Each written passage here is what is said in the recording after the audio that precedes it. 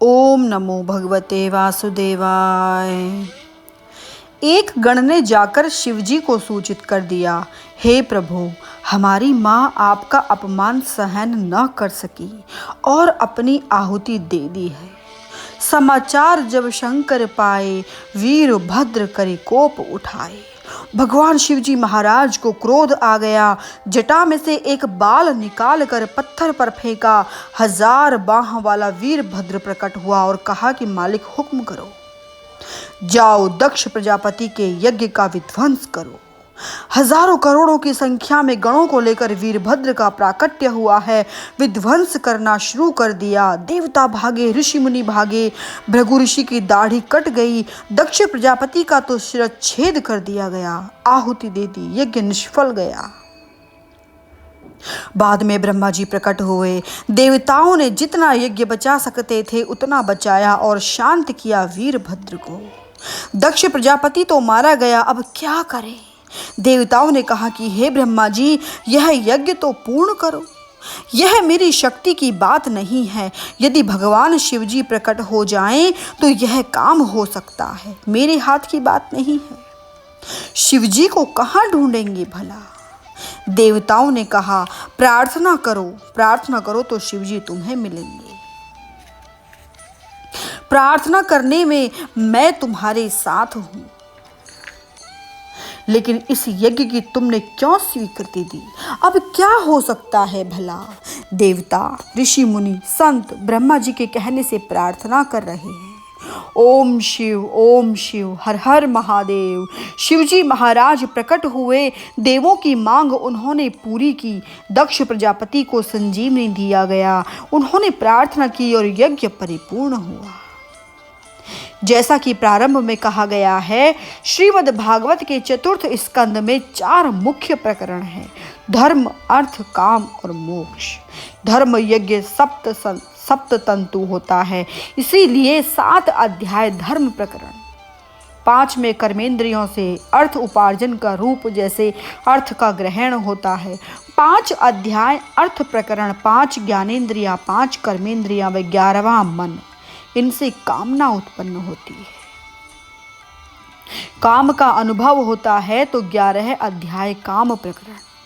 भगवान कपिल ने बताया कि यह शरीर अष्टधा प्रकृति का बनाया हुआ है और यह क्षेत्र है, उसमें आत्मा क्षेत्रज अर्थात निवास करने वाली है। अष्टधा प्रकृति से हमें छुटकारा भी पाना है तो ये 8 अध्याय मोक्ष प्रकरण है और इसमें भी 2 बात, एक सगुण ब्रह्म उपासना और एक निर्गुण ब्रह्म उपासना। मीमांसकों का ऐसा मत है कि प्राकृत में शुरू में सगुण उपासना जरूरी है, मन को तन्मय करना जरूरी है। मन इसमें लग जाए, तन्मय के बाद तद विचारता आएगी, तद विचारता से तदैकता। बाकी के इन 2 सोपानों के बाद निर्गुण ब्रह्म उपासना की आवश्यकता है, क्योंकि बिना निर्गुण ब्रह्म उपासना की मुक्ति नहीं मिलती। तो तदाकार के बाद आती है तदैकता। इसमें प्रथम 4 अध्याय सगुण ब्रह्म उपासना के हैं और अंतिम 4 अध्याय निर्गुण ब्रह्म उपासना के।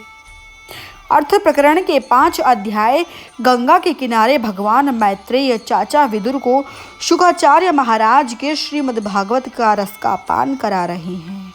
विदुर का सवाल 3 स्कंद में यही था, सुखाय कर्माणि करोति लोको। हे महाराज, इस जगत में जीव मात्र सुख प्राप्त करने के लिए कर्म करते हैं और जगत तो विपरीत ठहरा, दुख मिलते हैं। ऐसा क्यों है? 4th स्कंद में ध्रुव चरित्र प्रमुख है।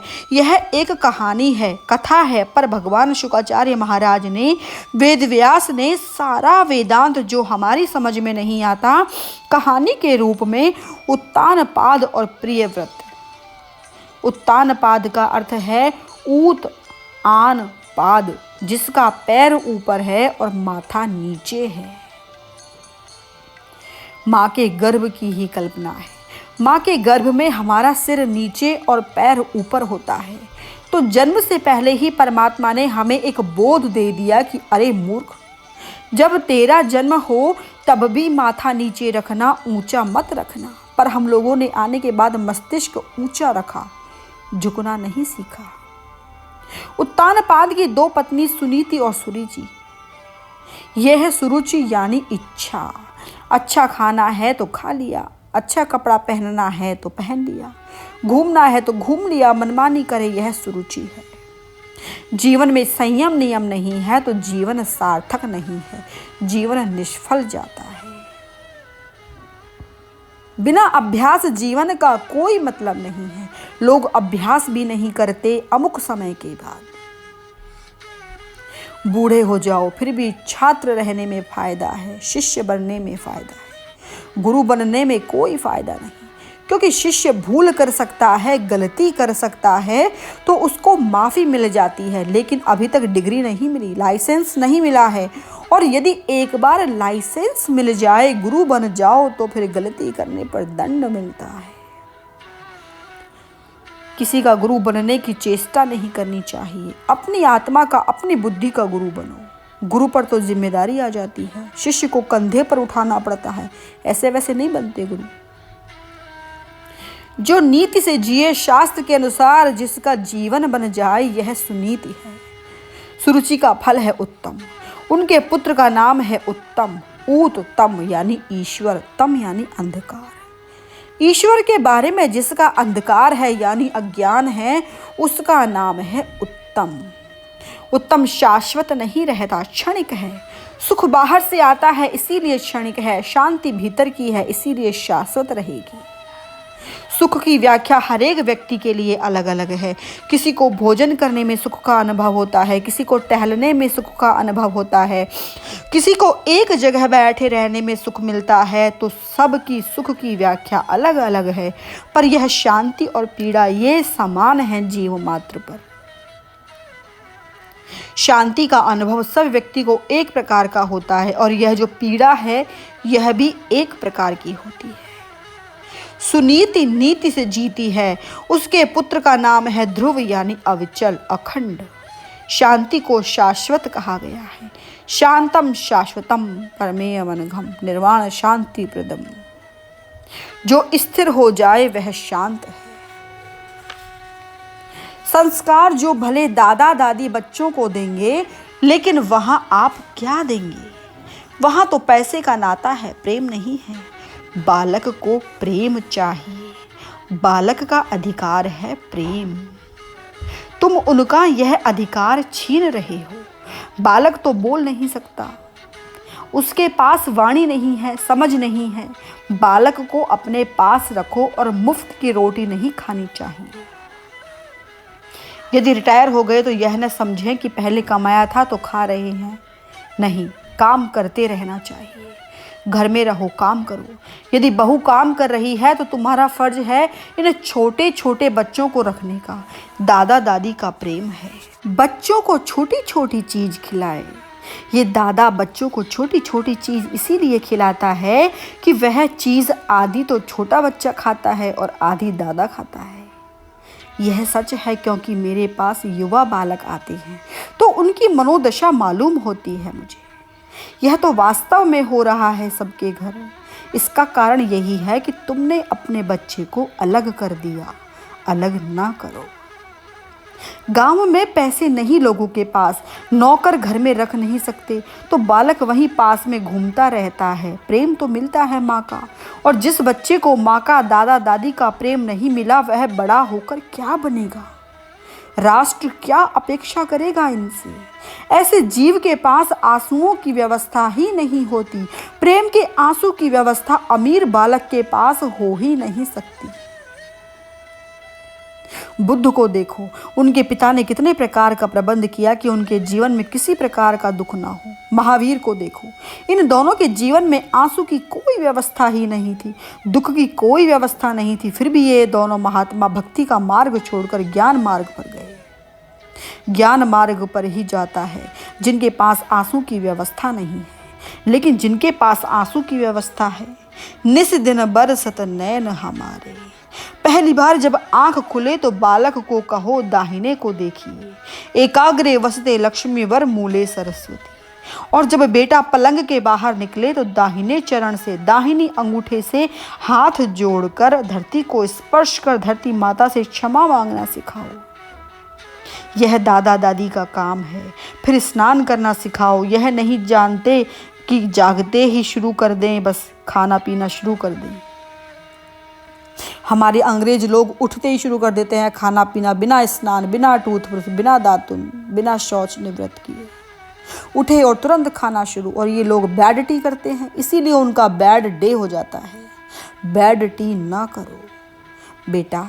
बाहर निकलकर दांत साफ करो, आंख साफ करो, मुंह साफ करो और बाद में स्नान करो, फिर नमन करो, प्रभु की प्रार्थना करो, माता पिता को नमन करो, आचार्य को नमन करो, गुरु को नमन करो। नया साल जब होता है तो एक दिन तो इतनी भागदौड़ होती है, जल्दी जल्दी नमन करने आए, दादा दादी सब परिवार को नमन करते हैं। लोग करते हैं इसलिए कि पैसे मिलते हैं, ऐसे नहीं, रोज नमन करो। नमन करने के बाद भोजन की बारी आई।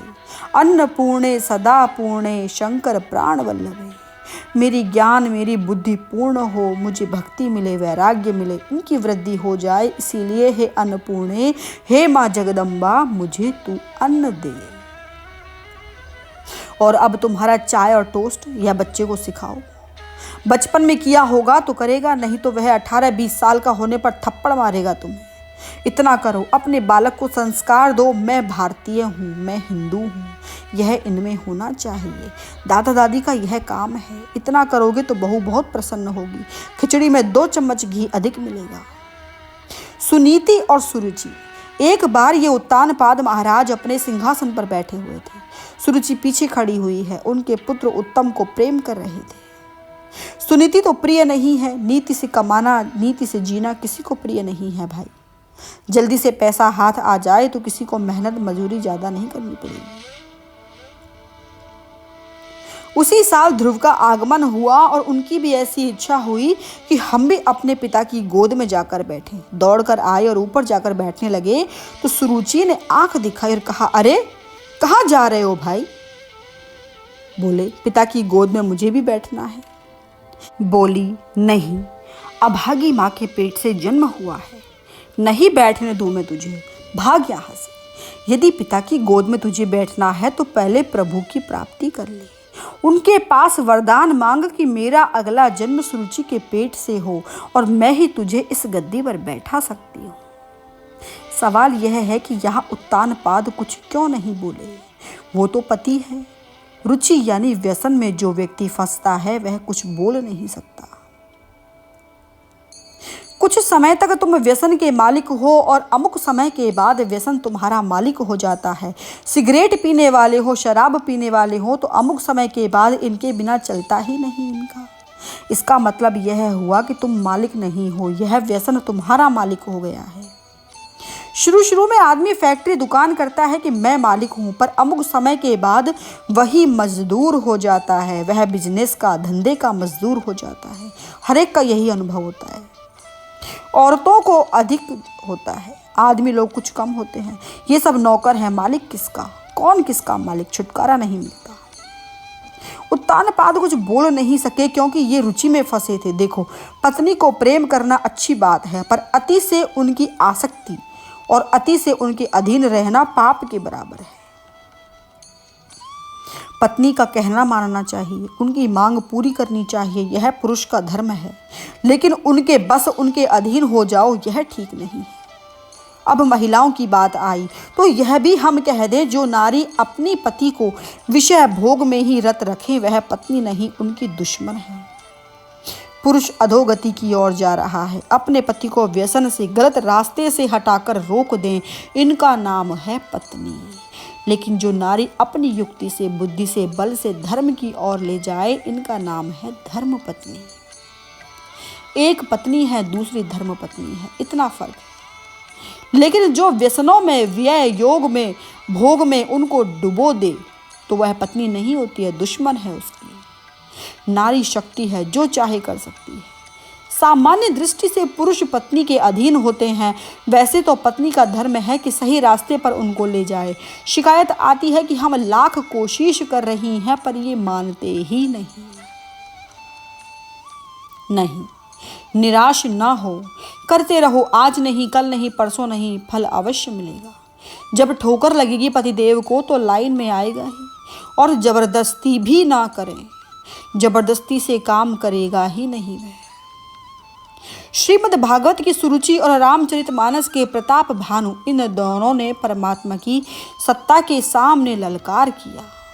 सुरुचि ने यह कहा कि तू प्रभु को प्राप्त कर, यह मांग वरदान कि तू मेरे उदर से पैदा हो, मैं ही तुझे बैठा सकती हूँ। यदि भगवान मिल जाए तो यह सीधा बैठेगा भला? वाया सुरुचि जाने की क्या जरूरत है। और ये प्रताप भानु, उन्होंने भी परमात्मा की सत्ता को ललकारा है। जरा मरण दुख रहित तनु सत हो, 100 कल्प तक मेरा राज्य रहे। क्या प्रताप भानु को यह नहीं था कि एक कल्प के बाद परमात्मा इस सृष्टि का विलय कर देते हैं? तो क्या परमात्मा अपना संविधान प्रताप भानु के लिए तोड़े और 100 कल्प तक विलीन करे ही नहीं? लेकिन दोनों जीव ऐसे निकले। साम्य बहुत है रामायण और भागवत में। श्रीमद् भागवत को समझने के लिए 2 भाष्य की रचना की गई है, एक तो भागवत और दूसरी रामायण। रामायण और भागवत तुम्हें समझ में आए तो गीता समझ में अवश्य आएगी। तो पचा सकोगे उनको? सुरुचि ने कहा, जा निकल जा यहाँ से, तुझे गोद में बैठना नहीं मिलेगा। सुरुचि बोली, छोटा बालक, ये जो छोटे छोटे स्वरूप होते हैं ना, ये बाल कृष्ण का स्वरूप है, उनका अनादर ना करें। यह कली है, खिल रही है, खिलने दो। थोड़ी शरारत करेगा तो वह तो बालक है, वह क्या जाने, किसी का भी बालक हो। यह नहीं कि हमारा बालक है तो हम उसको प्रेम करें, दूसरे के बालक को नहीं करें। उपनिषद ने हमको यही बताया कि जब तक जीव 5 साल का ना हो तब तक माया उसका स्पर्श नहीं करती। 5 साल के बाद माया स्पर्श करती है, तब बालक को यथार्थ रूप में मेरा और तेरा समझ में आता है। इससे पहले उसको समझ में नहीं आता।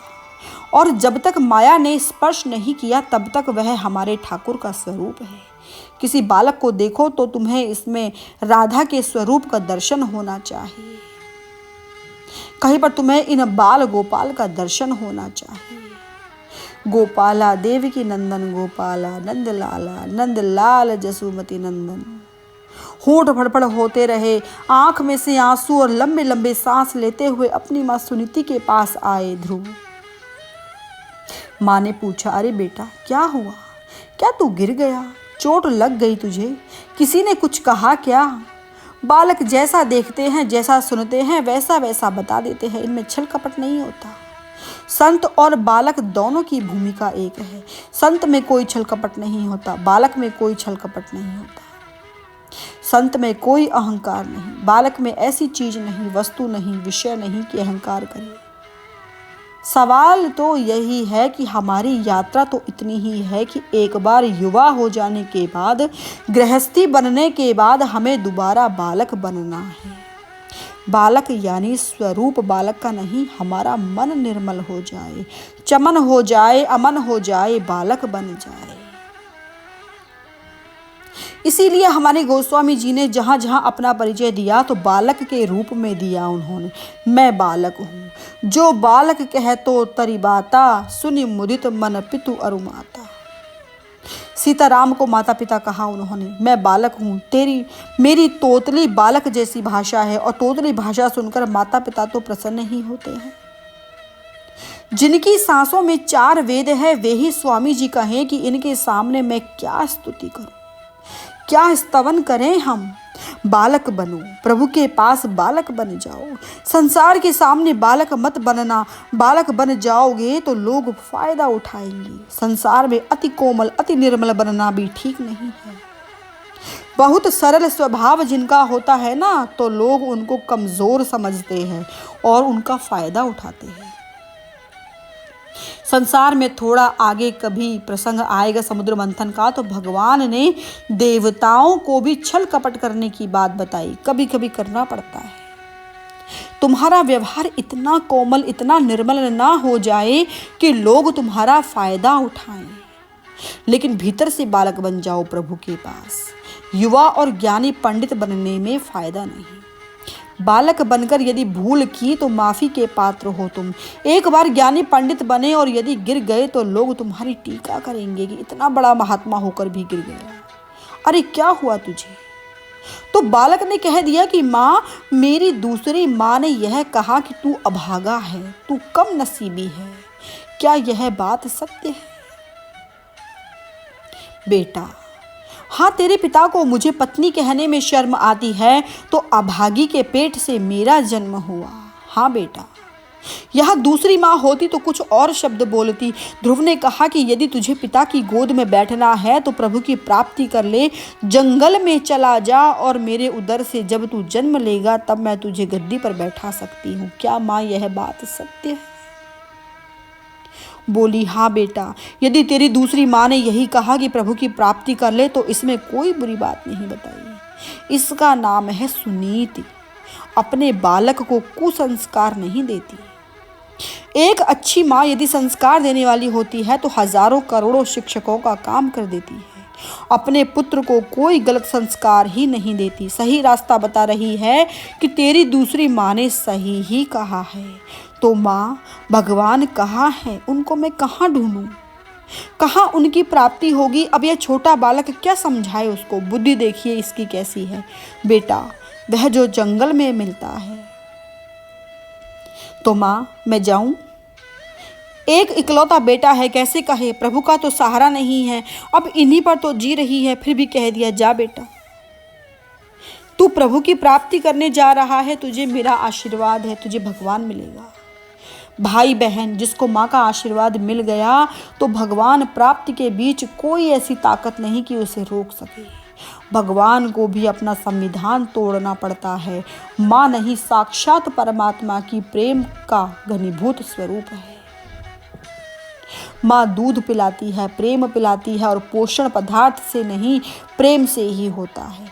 माँ के चरणों में स्वर्ग का दरवाजा है। जैसे भगवान श्री कृष्ण ने अपनी गीता में कहा कि नरक का दरवाजा काम, क्रोध, लोभ है, इनमें प्रवेश किया तो सीधा नीचे। तो इसी तरह से माँ के चरण की सेवा जो करे वह सीधा स्वर्ग में। पुंडरीक महाराज ने माता पिता की सेवा की। विठलनाथ जी स्वयं उनको दर्शन देने आए, लेकिन पुंडरीक ने कह दिया, नहीं महाराज, अभी तक मेरे माता पिता की सेवा पूरी नहीं हुई। पत्थर फेंका और कहा कि महाराज, मेरा इंतजार करो, पहले मैं सेवा करूं या आपका दर्शन करूं? और अभी तक भगवान जैसे यूं ही खड़े हैं, इंतजार कर रहे हैं कि मेरा भक्त कब आता है। अद्भुत पात्र है माँ। खुद नहीं खाती, हमको खिलाती है, भूखी रहती है खुद, लेकिन खिलाती है हमें। और आजकल की संतान तो जैसे जैसे बड़ी होती है कोई कद्र नहीं, कीमत नहीं जानती। कलयुग में वर्णन में तो यही लिखा है कि माता पिता का कहना तब तक मानेगा जब तक उन्होंने पत्नी का चेहरा नहीं देखा, और एक बार जब शादी हो गई तो माता पिता एक ही जगह पर और ससुर पक्ष एक जगह पर। कितना सुंदर संस्कार दे रही है माँ। जा बेटा, मेरा आशीर्वाद है। अरे भाई बहन, सबकी दुआ लो, किसी की बद्दुआ नहीं लेना। क्या जाने किसका आशीर्वाद कहाँ काम आ जाए। महात्मा, साधु, संत, गुरुजन आशीर्वाद दें तो यह काम करता है, लेकिन आशीर्वाद देने के लिए कोई अमुक वर्ग, अमुक व्यक्ति ही है, ऐसी बात नहीं है। आशीर्वाद तो कोई भी दे सकता है। आशीर्वाद भीतर से निकलता है, शब्द से नहीं, कंठ से नहीं। भीतर से यदि किसी का आशीर्वाद मिल गया तो तुम्हारा बेड़ा पार हो जाएगा। एक कथा है कि एक वैष्णव पति पत्नी ठाकुर जी की सेवा करते थे। रोज सेवा करते थे। वर्षों बीतने लगे लेकिन संतान नहीं हुई। पुत्र नहीं था घर में, लेकिन ठाकुर जी की खूब सेवा होती रही। मूर्ति के सामने खूब प्रेम करे, दुलार करे और उन्हीं को ही पुत्र समझकर उनसे बात करने लगे पति पत्नी दोनों।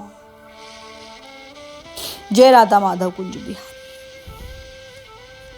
ये पति पत्नी लाला की नित्य सेवा करे और स्वाभाविक है, महिला का तो सहज स्वभाव होता है, संतान नहीं तो कितनी उदास हो जाती है, अपने आप में कुछ कमी समझती है। तो उन्होंने एक बार अपने पति से कहा, महाराज, आप तो ठाकुर के साथ बात करते ही हो, उनके दरबार में क्या कमी है भला?